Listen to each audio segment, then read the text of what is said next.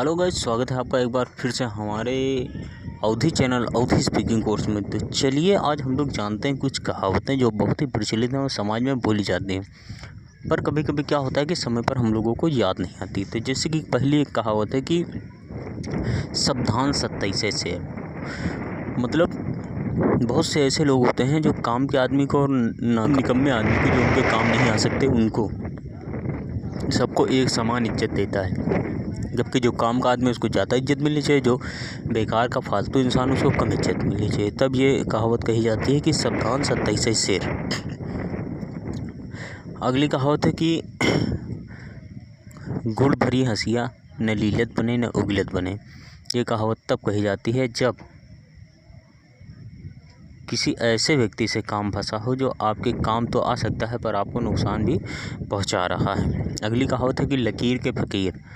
लकीर के फ़कीर मतलब यह होता है कि बहुत सारे ऐसे लोग होते हैं जो वक्त पर काम नहीं आते। जब वक्त निकल जाता है उसके बाद में वो लोग आते हैं और कहते हैं कि अरे हम होते तो ऐसा कर देते, हम होते तो वैसा कर देते। लकीर पीटना, ये कहावत पहली कहावत से जुड़ी हुई है। लकीर पीटना मतलब कि कोई बात हो गई, होने के बाद जब सब कुछ रफा दफा हो गया उसके बाद कहते हैं कि जो है बस वही बात की रट लगाएं, वही बात की रट लगाएं, वही बात की रट लगाएं, तब इसे कहते हैं लकीर का फ़कीर। अगला है कि गंजे को कंघी बेचना।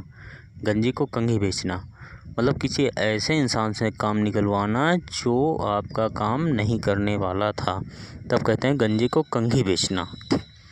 और अगली कहावत है कि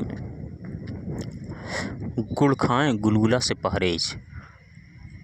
मतलब बहुत सारे लोग जैसे गुटखा छोड़ देते हैं उसके बाद तम्बाकू खाने लगते हैं। तो इसी तरह के जैसे बहुत लोग हैं सिगरेट छोड़ दिए मगर बीड़ी पी रहे हैं। तो ये मतलब इसी तरह बहुत लोग हैं जो दारू छोड़ दिए पर बियर पी रहे हैं। तो इसी पर ये कहावत कि गुड़ खाएं गुलगुला से परहेज।